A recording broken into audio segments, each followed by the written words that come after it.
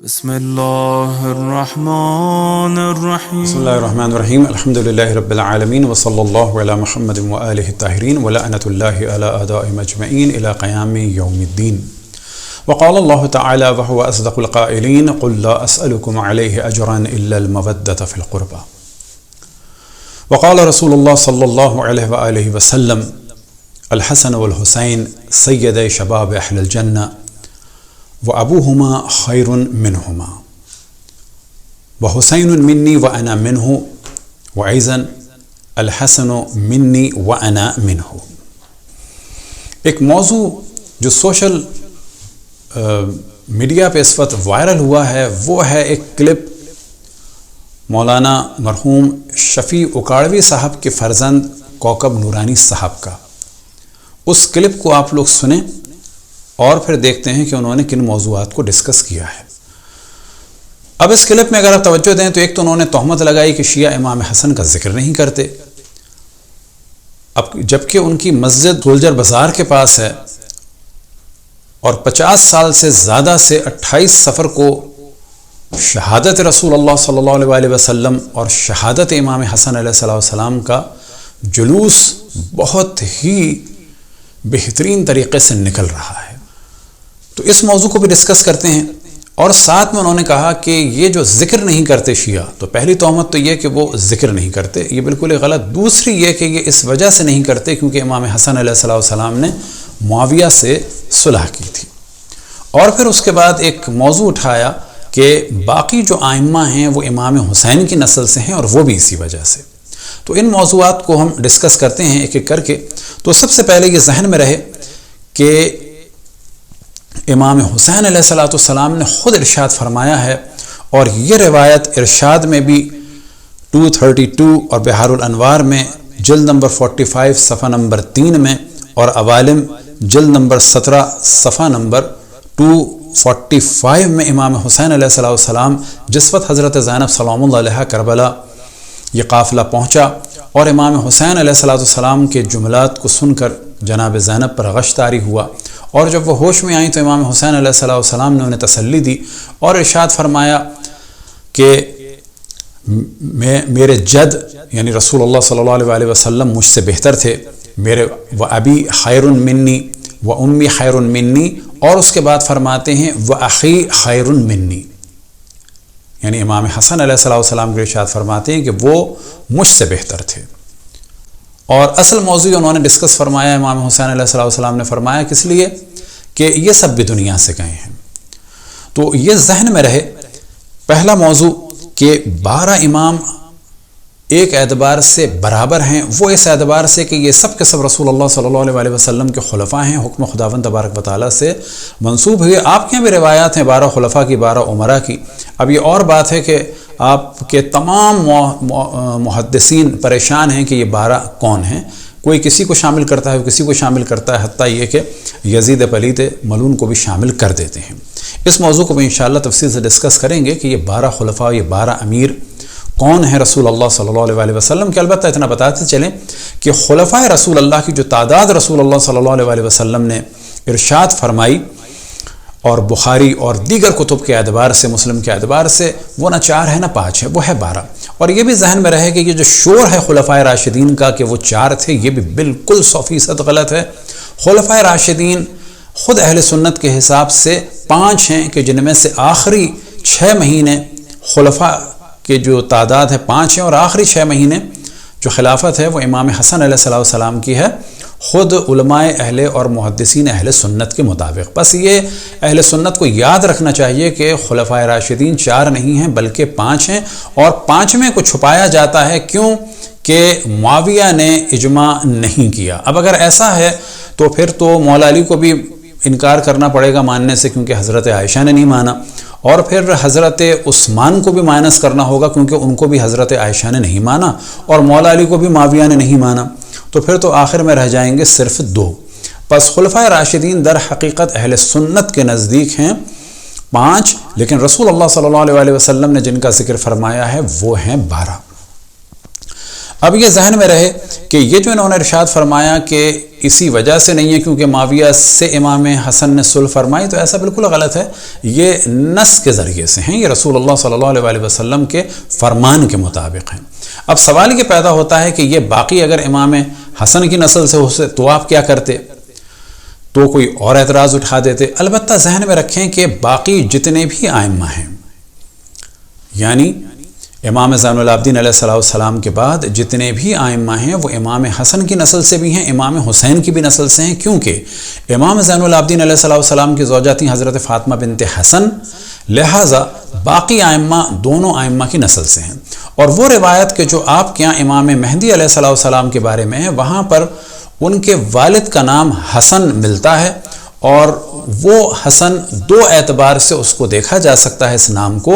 کہ اگر امام حسن مجتبی مراد ہیں امام زمان کے امام حسن کی نسل سے ہیں تو یہ بات بھی صحیح ہے، امام زمان علیہ السلام، امام مہدی علیہ السلام امام حسین کی نسل سے بھی ہیں، امام حسن کی نسل سے بھی ہیں، اور اگر آپ کی اس روایت کو دیکھا جائے تو ان کے والد کا نام بھی حسن تھا، یعنی امام حسن عسکری علیہ السلام۔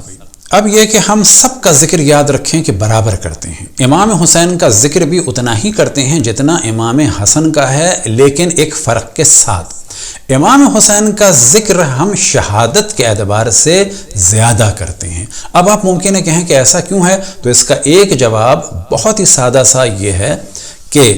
آپ کے والد بھی سب سے زیادہ جو شہادت بیان کرتے تھے وہ امام حسین علیہ السلام ہی کی بیان کرتے تھے، تو کیا ان کو بھی معاویہ سے بغض تھا؟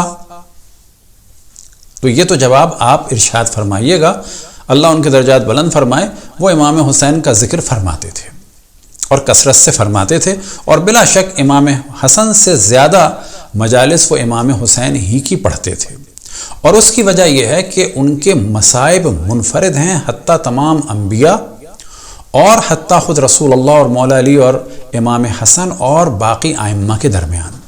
اسی طرح سے یہ ذہن میں رہے کہ آپ کے یہاں بھی روایات مصائب امام حسین سب سے زیادہ ہیں، خصوصاً کون سی روایات کہ جس وقت رسول اللہ صلی اللہ علیہ وسلم کی آغوش مبارک میں امام حسین علیہ السلام کو دیا گیا، اس دن سے ملائکہ کا نزول ہوا، رسول اللہ صلی اللہ علیہ وسلم پر مختلف ملائکہ نازل ہوتے تھے اور خبریں دیتے تھے، بتاتے تھے امام حسین علیہ السلام کی شہادت کے بارے میں، لہٰذا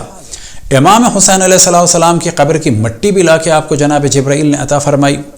اور وہ مٹی آپ نے حضرت ام سلمہ سلام اللہ علیہ کو دی۔ حضرت ام سلمہ سلام اللہ علیہ جب عصر عاشور سو رہی تھی مدینے میں، تو انہوں نے رسول اللہ صلی اللہ علیہ وسلم کو خواب میں دیکھا کہ ان کے سر میں خاک ہیں، آنکھوں سے آنسو جاری ہیں۔ آپ نے گھبرا کے سوال کیا کہ اس گریے کی وجہ کیا ہے، تو آپ نے فرمایا کہ کربلا میں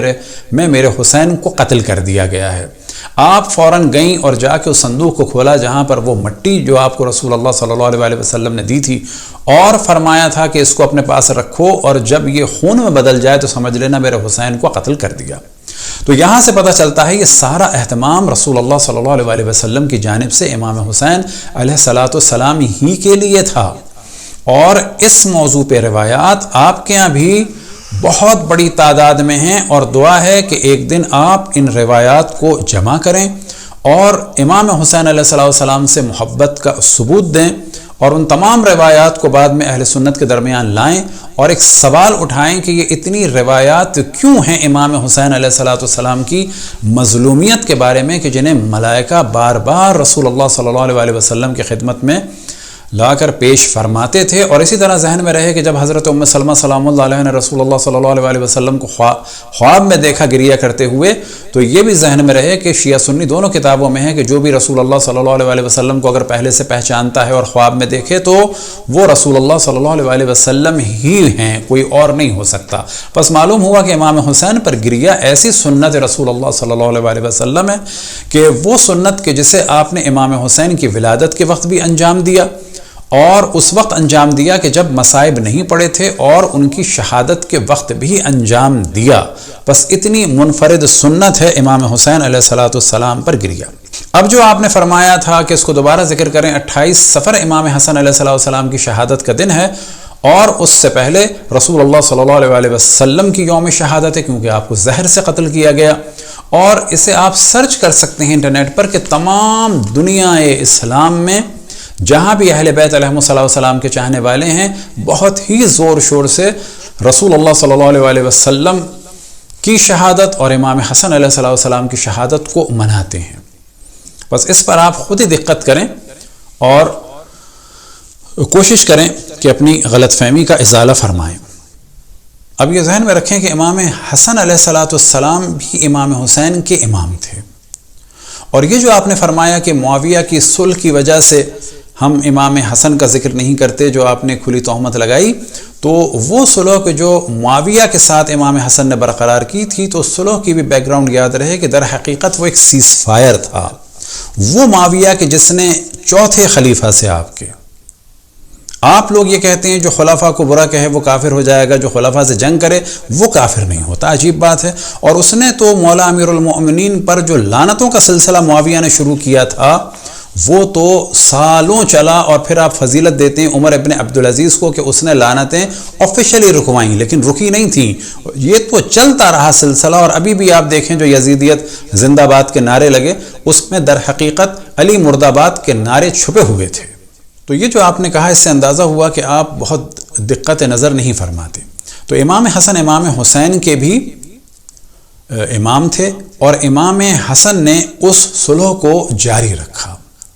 بس اگر اس صلح کی وجہ سے ہم امام حسن کا ساتھ چھوڑ دیتے تو ہمیں امام حسین کا بھی چھوڑنا چاہیے تھا، کیونکہ 50 ہجری میں معاویہ کے ذریعے سے امام حسن کی شہادت ہوئی، اور 50 سے 60 تک معاویہ کا دور تھا، اور امام حسین اسی زمانے میں تھے، اور انہوں نے امام حسین ہی کی طرح سے صلح کو جاری رکھا۔ لہٰذا ہم یہی کہتے ہیں کہ اگر امام حسن ہوتے اس دور میں تو وہ یہی کرتے، اور اگر امام حسن ہوتے کربلا میں تو وہ وہی کرتے، کیونکہ دونوں کے لیے رسول اللہ صلی اللہ علیہ وسلم کا ارشاد ہے الحسن والحسین امامان قام او قعد، یہ دونوں کے دونوں امام ہیں، چاہے ایک صلح کریں اور چاہے ایک قیام فرمائیں۔ اب یہ جو آپ نے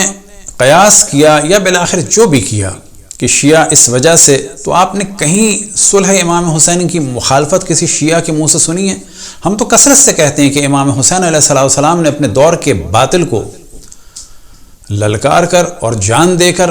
بالکل واضح کیا، اور امام حسن علیہ السلام نے اپنے دور کے باطل کو شرائط صلح کے ذریعے سے بالکل واضح کر دیا کہ یہ ایک باطل شخص ہے۔ اب ہم کو ڈسکس کرتے ہیں معاویہ سے جو امام حسن علیہ السلام نے صلح فرمائی۔ تو پہلی بات یہ واضح رہے کہ صلح کوئی یہ دوستی اور محبت کی نہیں تھی، یہ اس جنگ کو بڑھایا جا رہا تھا کہ جو جنگ اس معاویہ نے آپ کے چوتھے خلیفہ اور رسول اللہ صلی اللہ علیہ وسلم کے نفس اور جان مولا امیر المؤمنین علیہ السلام پر مسلط کی تھی، اور اس جنگ کی ابتدا در حقیقت حضرت عائشہ نے فرمائی تھی۔ مولا امیر المؤمنین پہ جنگ کی، یہ اور بات ہے کہ حضرت عثمان کے لیے بھی فرماتی تھی اقتلوا نافل فقط کفرا، کہ حضرت عثمان کو یہودی سے نسبت دیتی تھی اور فرماتی تھی اسے قتل کر دو، یہ کافر ہو گیا ہے۔ وہ جنگ جمل جو جناب عائشہ نے شروع فرمائی، تو معاویہ نے اس کے بعد جنگ صفین مسلط کی، اور پھر اس کے بعد خوارج نے جنگ نہروان۔ تو اسی جنگ کو امام حسن علیہ السلام بڑھانا چاہ رہے تھے، لیکن کیونکہ ساتھ دینے والے نہیں تھے اور اس وقت کا تقاضا ہی یہی تھا، تو امام حسن نے صلح فرمائی۔ لیکن یہ کوئی دوستی کی علامت نہیں تھی، یہ جنگ بندی تھی، اور معاویہ نے کسی بھی شرط پر عمل نہیں کیا۔ یہ بالکل ایک الگ موضوع ہے کہ معاویہ نے عمل نہیں کیا، جس میں اہم ترین ایک موضوع یہ تھا کہ اپنے بعد کسی کو اپنا جانشین نہیں بناؤ گے، علی ابن ابی طالب علیہ السلام کو گالیاں دینا بند کرو گے، وہ نہیں کی گئی، ان کے چاہنے والوں پر ظلم بند کرو گے، وہ نہیں کیا گیا، اور وہ اب تک چل رہا ہے۔ اب ایک موضوع جو آپ نے ڈسکس کیا، اور عموماً علماء اہل سنت اسے ڈسکس کرتے ہیں، کہ امام حسن علیہ السلام نے دو مسلمان گروہوں کے درمیان صلح کرائی۔ اب یہاں پر ہم سوال یہ کرتے ہیں کہ اگر امام حسن علیہ السلام صلح نہ کرتے تو کیا ہوتا؟ آپ جانتے ہیں وہی ہوتا کہ جو معاویہ کے بیٹے نے کیا ہے، وہ سب کچھ امام حسن کے ساتھ ہو چکا ہوتا۔ تو امام حسن نے جو صلح کرائی، تو یہ بھی تو سوچیں کہ کیوں کرائی۔ اب یہ جو آپ استدلال کرنا چاہ رہے ہیں کہ وہ ایک مسلمان گروہ سے بات آپ لے جا رہے ہیں کہ وہ حق پہ تھا یا صحیح تھا، تو یہاں تو کام اور خراب ہو جاتا ہے اس روایت سے کہ مسلمانوں کو وہ لڑانے والا تھا۔ مسلمانوں کی آپ تائید کر سکتے ہیں، مسلمانوں کو اکسانے والا، ورغلانے والا اور زمانے کے خلیفہ امام رسول کے نواسے کے خلاف جنگ پہ اکسانے والا، وہ کسی بھی اعتبار سے تعریف کے قابل نہیں ہو سکتا۔ کہ آپ کے سامنے صحیح بخاری کی وہ روایت نہیں ہے، اور یہ مشہور ترین روایت نہ فقط صحیح بخاری میں، تقریباً کہا جا سکتا ہے اکثر کتب روائی اہل سنت میں ہے، کہ رسول اللہ صلی اللہ علیہ وسلم نے ارشاد فرمایا جناب عمار سے کہ تمہیں ایک باغی گروہ قتل کرے گا۔ اب یہ روایت آپ کے سامنے ہے، جلد نمبر 1 صحیح بخاری کی، اور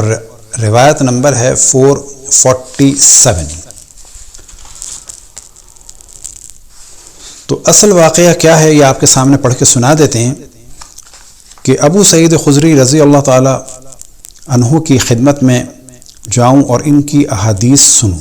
ہم گئے، دیکھا ابو سعید رضی اللہ عنہ اپنے باغ کو درست کر رہے تھے۔ ہم کو دیکھ کر آپ نے اپنی چادر سنبھالی اور کوٹ مار کر بیٹھ گئے۔ پھر ہم سے حدیث بیان کرنے لگے۔ جب مسجد نبوی کے بنانے کا ذکر آیا تو آپ نے بتایا کہ ہم مسجد بنانے میں حصہ لیتے وقت ایک ایک اینٹ اٹھاتے، لیکن عمار 2 اینٹیں اٹھا رہے تھے۔ آن حضرت صلی اللہ علیہ وسلم نے انہیں دیکھا تو ان کے بدن سے مٹی جھاڑنے لگے اور فرمایا افسوس، عمار کو ایک باغی جماعت قتل کرے گی جسے عمار جنت کی دعوت دیں گے، اور وہ جماعت عمار کو جہنم کی دعوت دے رہی ہوگی۔ اب جس معاویہ کے لیے آپ کہنا چاہ رہے ہیں اسے مسلمان کہہ کر، تو صحیح بخاری میں تو اسے باغی کہا جا رہا ہے، اور ایسا باغی نہیں کہ جو فقط تخت و تاج کے لیے ہو، صحابی رسول کو جہنم کی جانب دعوت دینے والا۔ تو اب عام مسلمانوں کے لیے کتنا خطرناک ہوگا۔ اور یہی عیناً روایت صحیح بخاری جلد نمبر 4 صفحہ نمبر 277 حدیث نمبر 2812 میں، اتنے میں نبی کریم ادھر سے گزرے اور ان کے سر سے غبار کو صاف کیا، پھر فرمایا افسوس، عمار کو ایک باغی جماعت مارے گی، یہ تو انہیں اللہ کی اطاعت کی طرف دعوت دے رہا ہوگا لیکن وہ اسے جہنم کی طرف بلا رہے ہوں گے۔ حضرت عمار بن یاسر کے فضائل و حالات بیان ہو چکے ہیں۔ یہاں مراد جنگ صفین ہے، جس میں یہ حضرت علی کے ساتھیوں میں سے تھے، اور 35 میں یہ وہاں ہی 93 سال کی عمر میں شہید ہوئے۔ آن حضرت صلی اللہ علیہ وسلم نے ازراہ شفقت و محبت ان کا سر گرد و غبار سے صاف کیا، اس سے ان کی بہت بڑی فضیلت ثابت ہوئی اور باپ کا مقصد بھی ثابت ہوا۔ تو اب یہاں پر واضح ہوا کہ آپ جس کا دفاع کرنا چاہ رہے ہیں وہ مسلمان گروہ کو ورغلانے والا سردار تھا، اور در حقیقت یہ باغی تھا، حتیٰ عمار جیسوں کو جہنم کی جانب بلانے والا، یعنی کیا کہ عام مسلمانوں کو گمراہ کرنے والا، جہنم کی جانب بلانے والا۔ اب سوال یہ پیدا ہوتا ہے کہ یہ جو صحابہ کے فضائل بیان کیے جاتے ہیں، کیا معاویہ کو اور حضرت عائشہ کو ان فضائل کا علم تھا؟ آپ لوگوں کو تو ہے، لیکن سوال یہ پیدا ہوتا ہے انہیں تھا یا نہیں تھا؟ وہ فضائل کا اتنا، وہ اصحاب کا اتنا احترام کیوں نہیں کرتے تھے؟ کیا وجہ ہے کہ معاویہ نے جناب حضرت حجر بن عدی کو یا حجر بن عدی کو قتل کروایا، جناب حضرت عمار کو قتل کروایا، مولا امیر المومنین پہ گالیاں دلوائیں، جناب عمرو بن حامہ خزاعی کو قتل کروایا، جناب حضرت محمد ابن ابو بکر کو قتل کروایا؟ تو سمجھ میں نہیں آتا کہ یہ روایتیں آپ تک تو پہنچ گئیں کہ اصحاب کا احترام کرو، ان لوگوں تک کیوں نہیں پہنچی تھی؟ اب اگر انہوں نے سن کے بھی رسول اللہ صلی اللہ علیہ وسلم کو نہیں مانا، جس طرح سے حضرت عائشہ نے جنگ کی یا معاویہ نے جنگ کی، یا جس طرح سے اور اصحاب پر ظلم ہوا، جیسے کہ حضرت مالک ابن نویرہ رضی اللہ تعالی عنہ پر ظلم ہوا، ان کی زوجہ کی حرمت کو پامال کیا گیا، جبکہ آپ ہی اس اپنے کلپ میں کہ جب آپ کے سامنے ہم پیش کر رہے ہیں، آپ فرما رہے ہیں کہ یہ ہیں قربۂ رسول اللہ۔ تو سوال یہ پیدا ہوتا ہے، آپ کو پتہ ہے یہ قربۂ رسول اللہ ہیں، ان کی محبت سے رسالت کی اجرت ادا ہوگی، لیکن کیا یہ حضرت عائشہ کو اور خود معاویہ کو اور ان لوگوں کو نہیں پتہ تھا ان قربہ کا؟ تو سیدھی بات ہے کہ جو اشرف الانبیاء صلی اللہ علیہ وسلم نے فرمایا باغی گروہ تھا یہ۔ پھر آپ نے ایک اور اپنی تقریر میں، کہ جو دیکھنا چاہیں وہ مل سکتی ہے انہی کے نام سے، اگر آپ سرچ کریں 2019 کی ہے، وہاں یہ فرماتے ہیں جس نے امام حسن سے صلح کی ہم اس سے جنگ نہیں کر سکتے۔ جس سے امام حسن نے صلح کی تو آپ کے چوتھے خلیفہ نے تو ان سے جنگ کی تھی، تو آپ جنگ کیوں نہیں کریں گے اس سے؟ کتنی عجیب بات ہے۔ آپ یہ کہہ رہے ہیں جس سے امام حسن نے صلح کی، آپ یہ کیوں نہیں کہہ رہے کہ جس سے امام حسن نے صلح کی، مجبوری میں صلح کی، اور امام حسن کے والد سے اور چوتھے خلیفہ سے اس آدمی نے جنگ کی تھی، تو آپ کو تو جنگ کرنی چاہیے چوتھے خلیفہ کی سیرت اور سنت پر عمل کرتے ہوئے۔ اب یہاں پر ایک کتاب کو ہم آپ کے سامنے پیش کرتے ہیں، یہ آپ ہی کے والد ماجد کی کتاب ہے، امام پاک اور یزید پلید، اور اس کے صفحہ نمبر 188 کو آپ کے سامنے پیش کرتے ہیں کہ جس میں اور حسن نے زہر سے وفات پائی، ان کی بیوی جادہ بنت اشس نے ان کو زہر پلایا تھا۔ کہا جاتا ہے کہ اس نے یہ فعل معاویہ کے حکم سے کیا تھا، اور یہ بھی کہا جاتا ہے کہ یزید کے حکم سے کیا تھا۔ اب یہ کتاب جو ہے ہم سپہ صحابہ کے سامنے بھی پیش کر رہے ہیں کہ اس میں شفیع کاڑوی صاحب نے معاویہ کے ساتھ کہیں بھی رضی اللہ نہیں لگایا، اس کتاب کو بھی ویسے بین ہونا چاہیے۔ اور دوسری بات یہ کہ یہ ظاہر ہے کہ شفیع کاڑوی صاحب نے اپنے پاس سے تو نہیں لکھا، یہ کتب تاریخ میں کثرت سے ہے کہ معاویہ نے زہر دلوایا تھا جادہ بنت اشس کے ذریعے سے۔ اب یہ جادہ بنت اشس کون ہے تو یہ بڑی تیزی سے بتاتے چلیں۔ اسی کتاب میں پیج نمبر 204 سے یہ موضوع شروع ہوتا ہے کہ اشس وہ تھا کہ جس نے ابن ملجم کو اپنے رات کو رکھا، تو یہ سب آپ اس کو پڑھ سکتے ہیں، اور اس کو سپورٹ کیا اور صبح اپنے بچے کو بھیجا اور پوچھا کہ دیکھ کے آؤ کہ کیا ہوا، اور اس کے ساتھ ساتھ اس کو یہ واضح کرتے ہیں، اور یہی جادہ کا باپ، بلکہ اس کو کر دیتے ہیں، اس روایت سے واضح طور پر ثابت ہوا کہ جادہ کے باپ اشس کو ابن ملجم کے ارادے قتل کا علم تھا، تو اگر اس کے دل میں حضرت علی کرم اللہ وجہہ کی عقیدت و محبت ہوتی تو وہ ابن ملجم کو اس ظلم سے روکتا، یا کسی طرح حضرت علی یا آپ کے کسی عزیز کو اس کی اطلاع کر دیتا، بلکہ تسلیم کرنا پڑے گا کہ وہ بھی حضرت علی کے قتل میں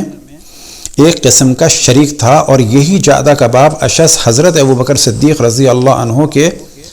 عہد خلافت میں اپنے قبیلے کے ساتھ مرتد ہو گیا تھا، چنانچہ حضرت امرؤ القیس کے سمجھانے بھجانے سے کہ تم قتل کر دیے جاؤ گے، یہ لوگ خوف قتل سے پھر اسلام میں آ گئے۔ نیز حضرت مسلم ابن عقیل کو کوفے میں گرفتار کرنے والا اور ابن زیاد کا حامی ساتھی جادہ کا بھائی محمد ابن اشس تھا۔ اسی جادہ کے بھائی قیس اور محمد بن اشس، یہ دو بھائی، اور اس کے قبیلے کے کندی لوگوں نے کربلا میں یزیدی لشکر میں تھے، اور حضرت امام حسین رضی اللہ عنہ کی شہادت کے بعد جادہ کے ظالم بھائی نے حضرت امام کے تنے بے سر سے جبہ اور چادر اتار لی اور پاؤں سے نالین شریفین اتار لی، کما سیاتی فی ذکر الشہادہ انشاءاللہ۔ جادہ اس کے باپ اور بھائیوں اور اس کے خاندان کے مختصر حالات ہدیہ